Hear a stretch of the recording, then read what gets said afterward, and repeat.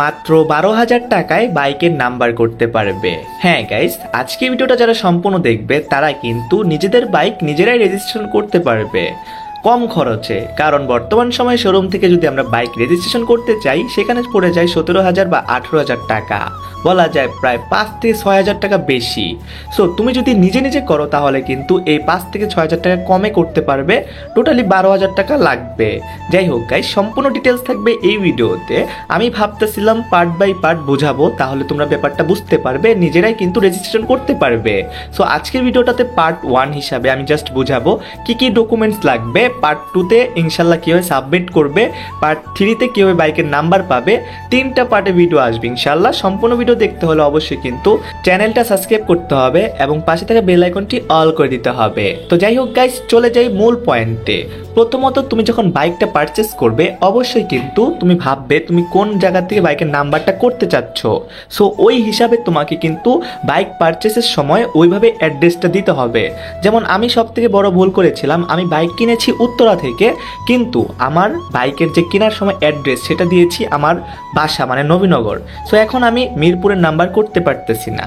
কারণটা কি, আমি মিরপুরের অ্যাড্রেস দেই নাই। সো অবশ্যই কিন্তু তোমরা মিরপুর বিআরটির নাম্বার করবে, ওইটার কিন্তু ডিমান্ড অনেক বেশি থাকে, বাইক সেল করতে গেলেও দামটা বেশি পাবে। সো অবশ্যই তোমরা যখন বাইকটা পারচেস করবে তখন কিন্তু মিরপুরের যদি নাম্বার করতে চাও মিরপুরের অ্যাড্রেস দিবে, যদি উত্তরার নাম্বার করতে চাও তাহলে উত্তরার অ্যাড্রেস দিবে।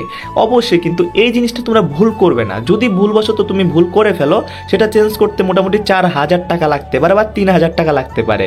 টোটালি নাম ট্রান্সফার বা শোরুম পেপারস ফাইল ট্রান্সফারের যে কস্টটা লাগে ওইটাই কিন্তু লাগবে। যাই হোক গাইস, এটা হলো নাম্বার 1-এ গেল। দ্বিতীয়ত, তোমরা যখন বাইকটা পারচেস করা শেষ হয়ে যাবে তখন বাইকের একটা ফাইল থাকে, সেই ফাইলটা শোরুম থেকে কালেক্ট করবে। সেই ফাইলটা শোরুম থেকে কালেক্ট করার পরে তোমরা অবশ্যই কিন্তু ব্যাংকে টাকা জমা দিবে। সো ব্যাংকে টাকা জমা দেওয়ার পরে একটা রিসিপ্ট দিবে। সেই রিসিপ্টটা তোমরা কিন্তু সেই বাইকের যে ফাইলটা রয়েছে সেখানে অ্যাড করবে এবং কি সেই ফাইলটা বিএসপিতে ডাটা এন্ট্রি করতে হবে। সো তোমরা যদি আমার স্ক্রিনশটে দেখো, আমার কিন্তু বিএসপি অ্যাকাউন্টের মাধ্যমে 2টা বাইক রেজিস্ট্রেশন হয়েছে এবং কি আমি ড্রাইভিং লাইসেন্স করেছি 1 নাম্বারে এবং কি 4 নাম্বার, এই 2টা হলো বাইক রেজিস্ট্রেশন। বাইক রেজিস্ট্রেশন করতে লাগে 11,764 টাকা, বলা যায় 12,000 টাকাই। সো তোমরা এই টাকাটা কিন্তু ব্যাংকে জমা দিবে, যেটা কিন্তু ব্যাংক রিসিপ্ট, ওই রিসিপ্টের মাধ্যমে তোমরা যখন ডাটা এন্ট্রি করবে তখন কিন্তু তোমাদের এই ওয়েবসাইটে এসে পড়বে। হ্যাঁ গাইস, এইভাবেই কিন্তু প্রসেসিং হয়ে থাকে। সো নেক্সট পার্টে দেখাবো কিভাবে তোমরা এটি সাবমিট করবে অফলাইনে, বলতে পারি বিআরটিতে কীভাবে দিবে, তারপরে তোমার নাম্বারটা কিভাবে আসবে। আজকের ভিডিওটা এতটুকুই। নেক্সট ভিডিও দেখার জন্য অবশ্যই চ্যানেলটা সাবস্ক্রাইব করবে, পাশ থেকে বেল আইকনটি অল করে দিবে। তো আজই পর্যন্তই। সবাই ভালো থাকবে, সুস্থ থাকবে, নিজের চারিপাশকে ভালো রাখবে। আল্লাহ হাফেজ গাইস।